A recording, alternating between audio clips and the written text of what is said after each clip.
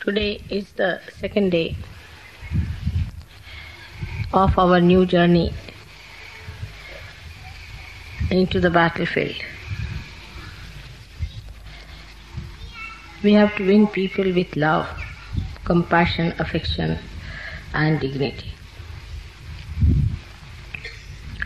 When we say it's a Vishwa Dharma, it's the universal religion we belong to, first and foremost thing, the essence of that is peace. The peace has to be within to begin with. You have to be peaceful within yourself. If you are not peaceful, if you are playing tricks with your ego, if you are just satisfying yourself saying that you are peaceful, you are sadly mistaken. Peace is to be enjoyed within yourself. It is to be felt within yourself. So do not give wrong satisfactions to yourself. Do not give false notions to yourself. Don't cheat yourself. Peace has to be felt within yourself. And if you are not feeling that, you shouldn't come and ask me, Mother, why am I not feeling? Because I am not going to tell you that's something wrong with you. You have to work it out that you should feel peaceful within yourself. It is not that if you have too much of silence outside, you feel peaceful. The peace has to be within yourself. You have it. Your spirit is absolutely peaceful. Avyagra, without restlessness. There is no restlessness in your spirit. Absolutely peaceful and steady. It is for you to feel it. It is not for anybody else to certify you. This is one thing.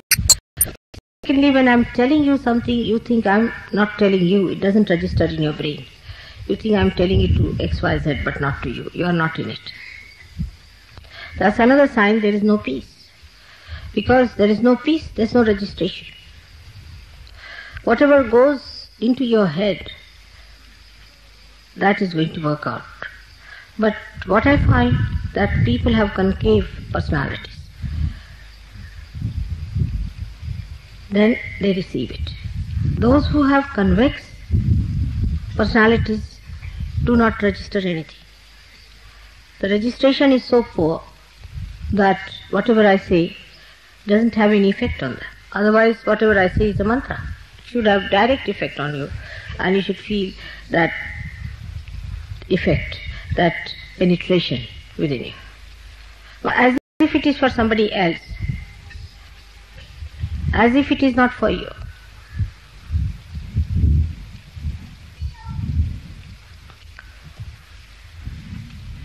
This shows there is no peace within you. Only the peace within can register whatever is auspicious, whatever is nourishing for your growth. So try to make peace with yourself. Do not fight with yourself. Why should I do it? I am so bad. I should not have done it. All these things you should not do. Try not to fight with yourself, first of all.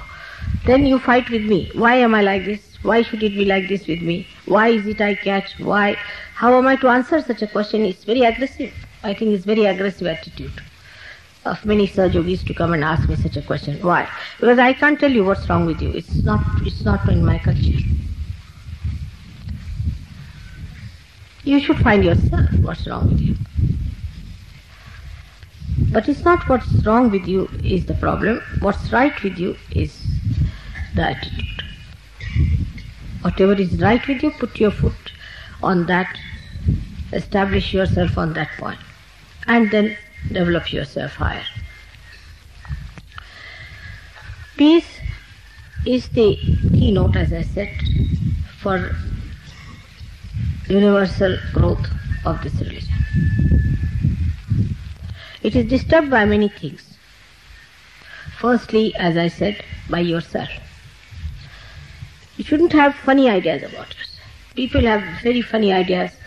I see Sahaja Yogis, as soon as they get realization or something better happens to them, they start telling others how to do meditation, how to stand up, how to give bandhan, how to do this and that. It's very, very poor. It's very low level. Try to assimilate within yourself. First grow yourself. That growth itself will tell others how one should be. Your own character, your own temperament, your own nature, your own behavior. All this will tell others that this is a great man, and they will try to follow your example. Example is the best teaching. When the tree is small, even if it says I am great, nobody is going to come and sit under a dwarf tree. But when it is a big tree, you can see the shade and everybody knows it's a big tree and they can come and sit under that. You don't have to tell. In the same way, when you grow, you don't have to certify.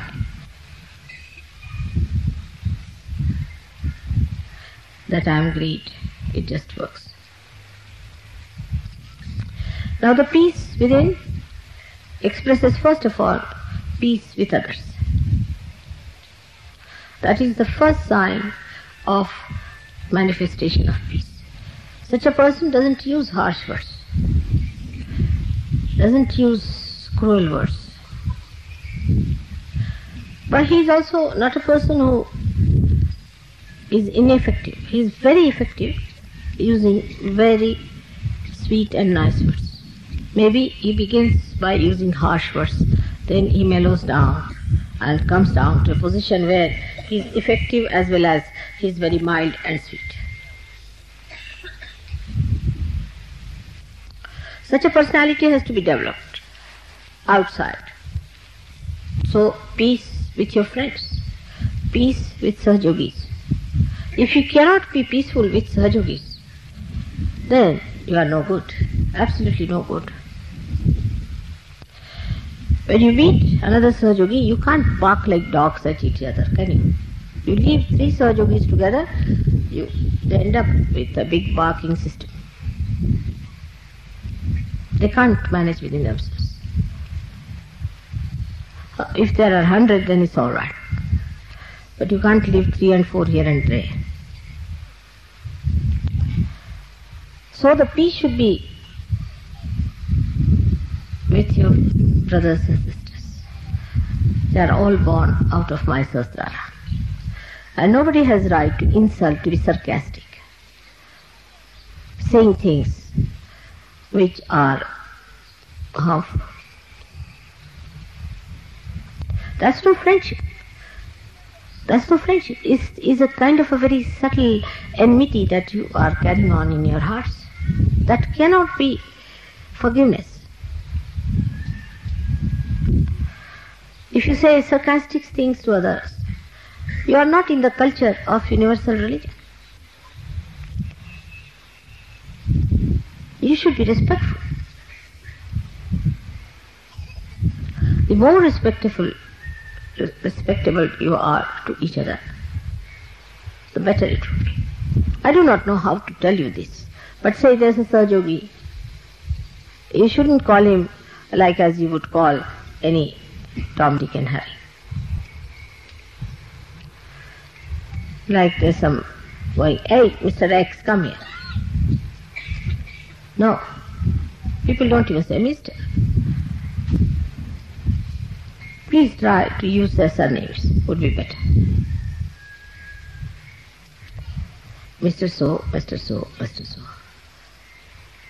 would be better.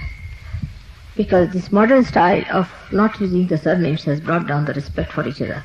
But I think Sahaja Yogis should try a new method and suggest to me even better methods how to address each other in such a way that you respect others. That respect will create that peace within each other. Suddenly you come out with remarks. Very nasty remarks they are. There's no sense in it. That's not our culture. We belong to universal religion. How can it be that culture?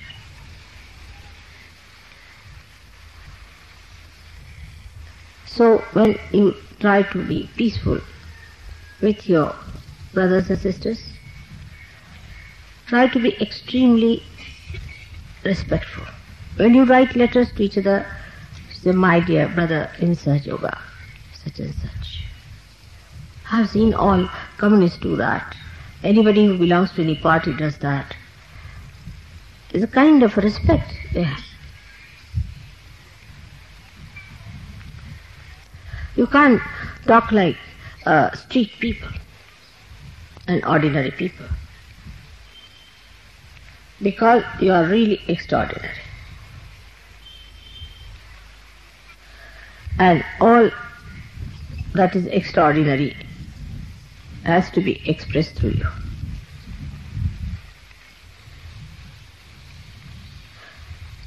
As I am talking to you of this new culture, let us understand how in many nations people have adopted cultures and cultures. Japan, I know, has been affected very much by modernization, but Zen taught them certain kind of culture in which, supposing you see two Japanese have a car and they break each other's car, then they don't say anything. They come out of the car, one will bow to another, the another will bow to another and get into the car and get out. Then if they have to claim something, they'll go to the courts, but there they don't fight, because what is the need? When I asked Japanese, how do you manage? So they said, but what is the need to fight there on the street? Because after all, if it is to be paid, if the insurance is going to pay, if the car is broken, all right, they are going to pay us. Why to shout at it? It's very sensible and practical, I think.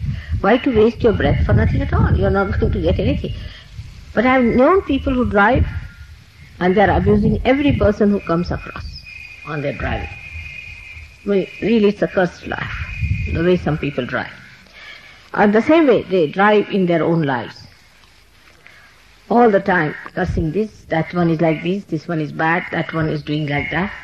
Even in Sahaja Yoga, they think they have a right to criticize each and every person except for themselves. So to keep peace with others, be on an apologetic mood.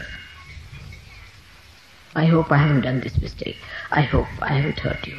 I hope I haven't put your things in a wrong way. Like that. Be on an apologetic mode. You can find that among Indians. Indians have that kind of a problem. They are more on the apologetic. Sometimes it's impossible to convince them. I'll give you an example. You went down to Sangli in the morning and you were so full and the food was not ready. So they said that we cannot have our food because it's late now and it will be later, so better we sleep off. They felt very hurt, They thought that it was their mistake. Now it is registered that we haven't given food to them. It's a horrid thing we have done. And then I had to convince them that they are no way hurt, they are happy that they are not eating, they have had too much of food. No, but still it will be registered in our name that we didn't offer them food and they slept without any food. It was impossible to convince them till the end. They were all the time feeling apologetic. You see, in Indian culture we have something very great. As Japanese, I had told you that we are more on the apologetic style. Never on the aggressive. Never trying to find faults with others, but we find faults in what way we have failed. How we have failed. This is something to be learned from Indians if they have retained their culture at all. Is actually in their blood.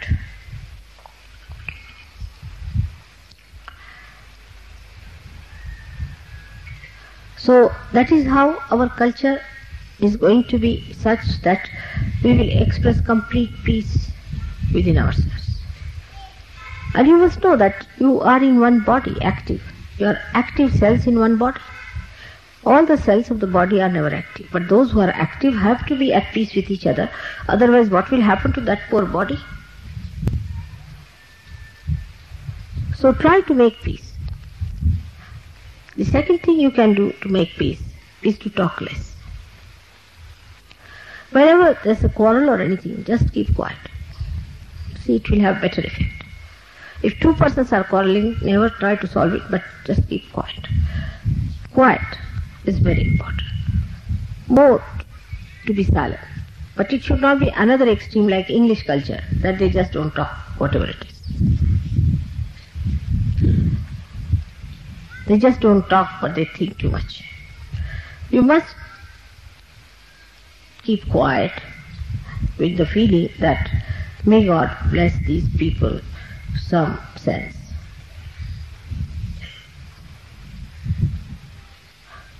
It should not be ice frozen sea, but peace which is effective. The peace that is effective. So in this new culture, we have to be extremely peaceful people. And that peace should be expressed on your faces. People should understand that you are peaceful. That's why I say that if you are neatly dressed, your hair are neatly put, people will feel all right. Otherwise, if you reach some person with disheveled hair, he gets disturbed as it is. God knows what has happened, from which quarrel this man is coming.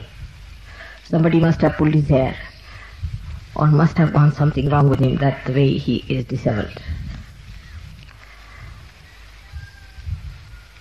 So if you are neatly dressed, people are not put off so much because they think that no, this cannot be, because this is, after all, he never had a quarrel, he's just coming peacefully from his house. In our culture, neatness is very important. Neatness of thought, neatness of mind, neatness of body, neatness of behavior. How you do things neatly is very important in our culture. That's very, very important. Which may look very funny to some people. Because whether you hold the fork this way or that way makes no difference to me. It doesn't matter how you hold your fork or knife on a table. That's not so important. But definitely it's important how you hold the arti, how you hold the puja things, how you hold my photographs, how you hold the things that belong to the Sahajogis, how you respect the things that are auspicious.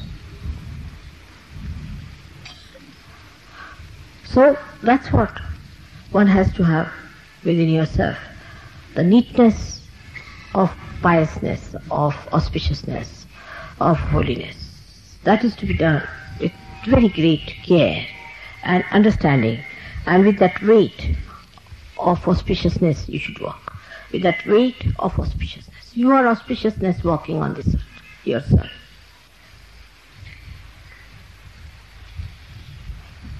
You are peace on this earth. But the way peace is put into this vessel has to be cleaned, has to be neat, and has to be placed in such a way that nothing spills out.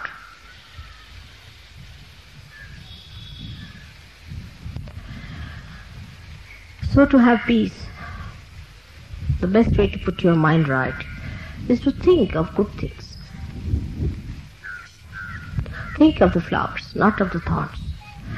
What good things others have done to you, what good things there are, what are the beautiful moments you have had, and count your blessings.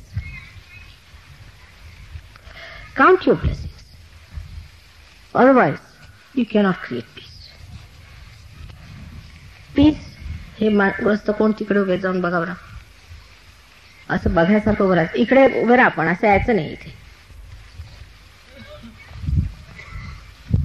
You need not pay attention to everything like that. Keep your attention at peace. Keep the peace inside, with your attention inside.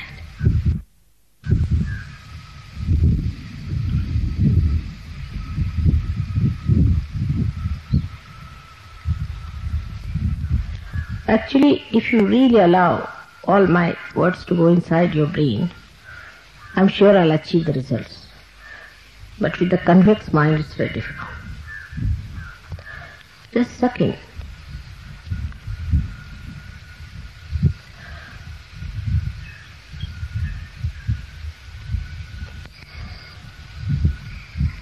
The another aspect of peace is never try to support anything that is boisterous or which is destructive or also destructive. Anything that is destructive is never to be supported. But anybody who is being tortured or aggressed or dominated is to be protected and supported. If you have the strength of peace, you can do it just by standing there. You don't have to fight for your peace. But if it comes to that, a person like Hitler, when he came, people had to fight for their peace.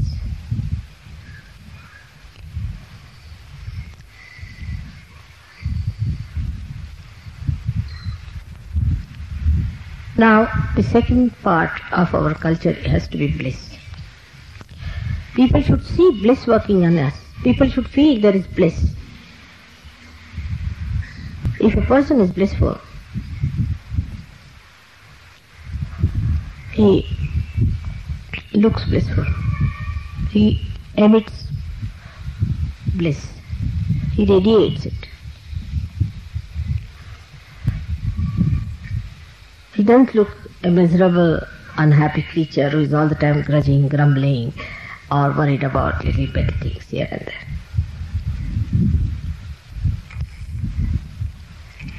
And nobody has right to disturb anybody's bliss. If somebody is in a blissful state, try to copy that person and become that.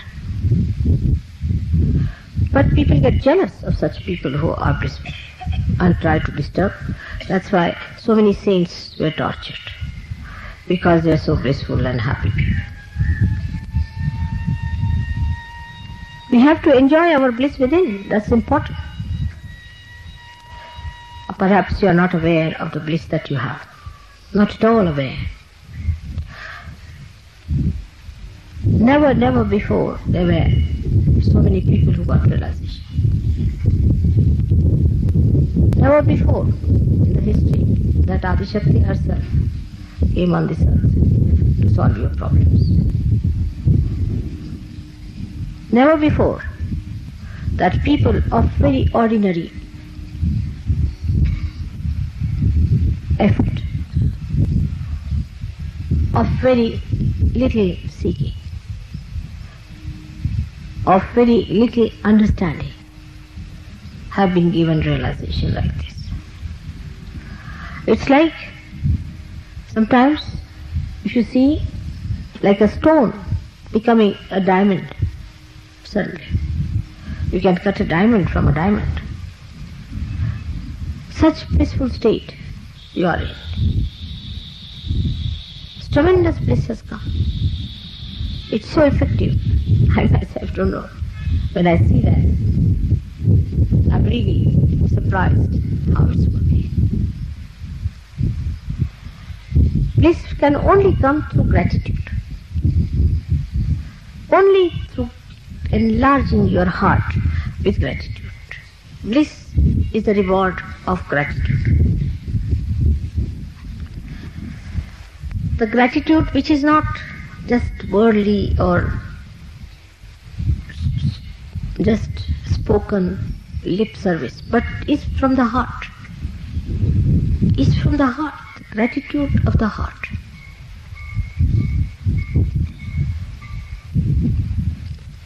And the blissful people are never jealous of others. Because what is greater than bliss? Bliss has so many dimensions that you go beyond the realm of cause and effects. All the angels All the ganas are there to help you. You know that it works out, this way it works out, that, but you take it for granted. You don't have that effect of the bliss in you when you know this has happened, that has happened. What a bliss. You cross your hearts when feel blissful. Cross your hearts. Feel that. Just see. Feel the bliss like this. Cross your hearts. Feel the bliss. Tremendous bliss is within us.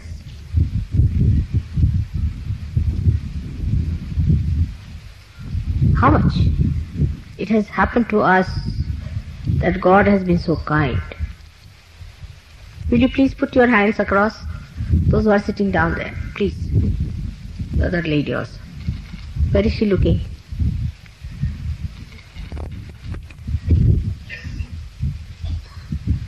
You are sitting on a chair, and must you look at every person who is coming? There's no need.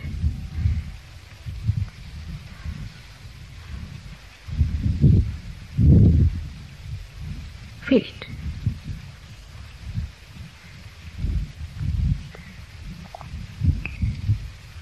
May God bless you.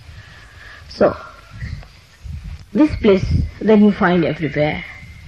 In a little thing also you find there is bliss.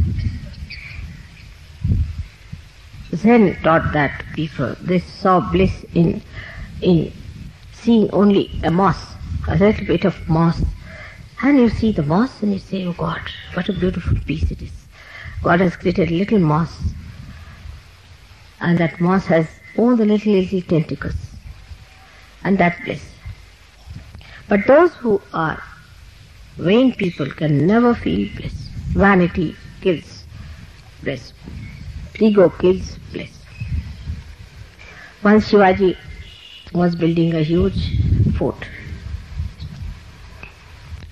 and there it so happened that he got into ego. He felt, see, because of this work so many people are employed. His Guru Ramdasa appeared on the scene.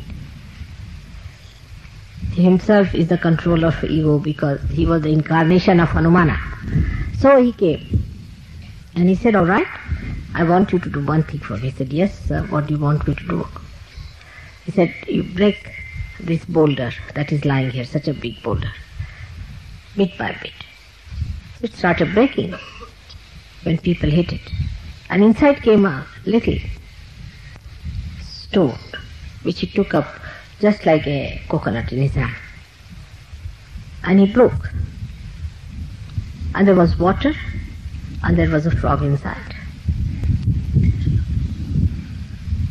And he realized, Shivaji, that if God has created this frog, He's also prepared, given him water. Who am I to have this ego? So the bliss came into him that God has provided me with everything. It's just a red carpet treatment for me. What have I done? Nothing. It's so beautiful. How many have got this bliss? Have sympathy for them, have compassion for them, those who do not have.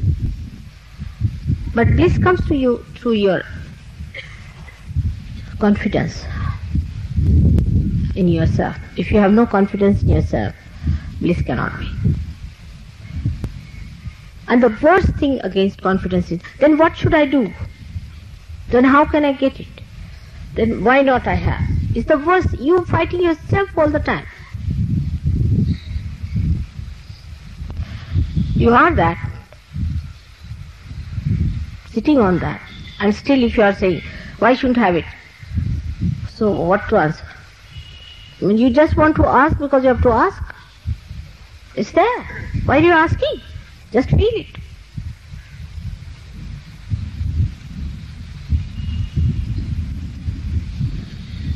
If that works out, that you feel where you are sitting, then you'll be surprised that you are at peace with yourself, and there is bliss.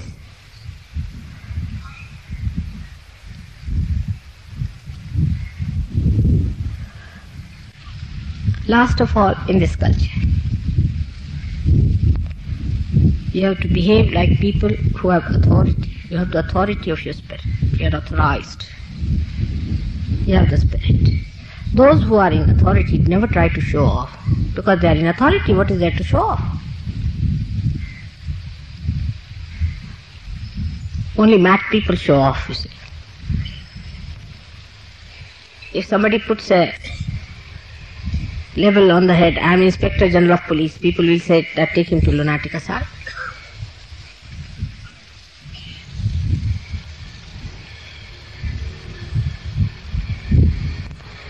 In the same way, some people say, I am Sahaja Yogi. What do you say? I can do what I like. Then where should we put it?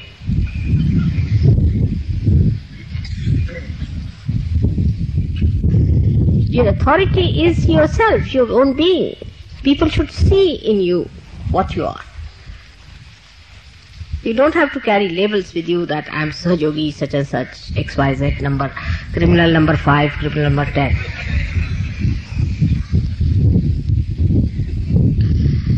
You are authorized. Authority shows on your face. But now you are actualized on the authority.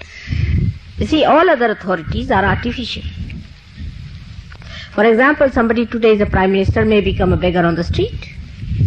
Could be. In democracy, everything is possible. Same in any authoritarian governments. So today you might be something at the height, you might just go down, but a Sahaja Yogi will remain a Sahaja Yogi. You are authorized and actualized. Means whatever is your authority is part and parcel of your being, you are that. Like you are a human being, you are a human being. Now you can't grow tails even if you want to. So now you are authorized, actualized, completely molded. Sahaja Yogis, like the sandalwood. Sandalwood is not to be told by taking a vow, oh, it is sandalwood. It is sandalwood because every part of it.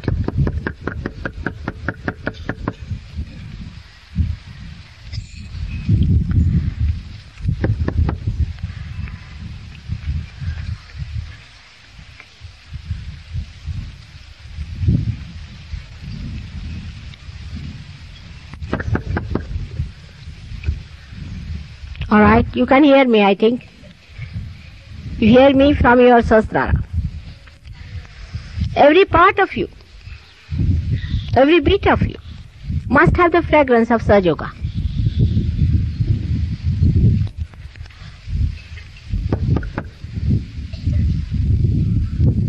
I think I must have done something here.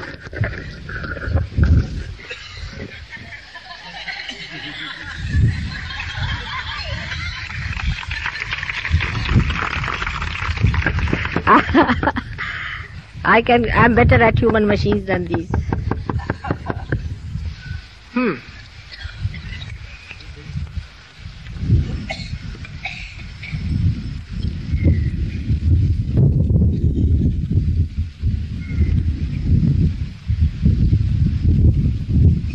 And the mechanism that is within doesn't fail.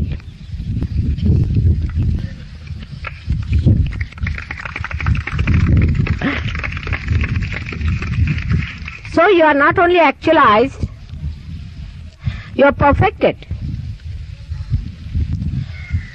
You are perfected. So you must have the dignity of that authority in you. And dignity is very humble dignity.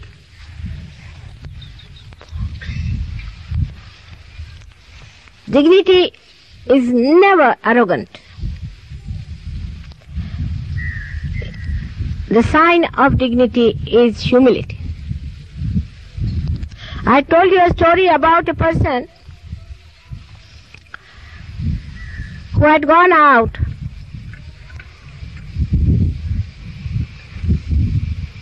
and he went and asked a blind man, a saint, if he had seen anybody going this way. So the saint said, yes, you are the king, I know, sir. Your servant was here first, and then your minister came, and now you have come. He was amazed because he was blind. How could a blind person see these things? He said, I could make out from the humility. When your servant came, he said, hey, you blind man, have you seen somebody going this way? When your minister came, he said, have you seen someone going this way? But when you came, he said, sir, I'm sorry to ask you such a question, but did you hear somebody was passing this way?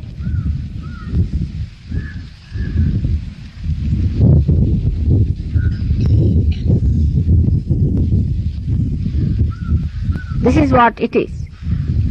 Humility is a sign. How you talk to others, immediately people will know that you have the authority from God.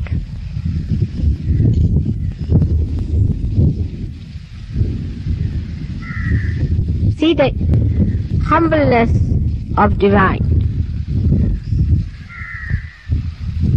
How it is trying to please you and amuse you and make you happy. In the nature, also in the lectures.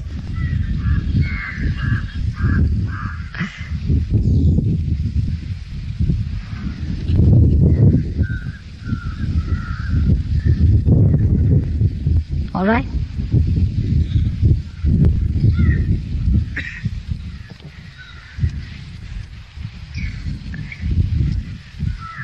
So now, we'll have our puja. I hope you have understood the culture of your universal religion. Please try to adopt it. May God bless you.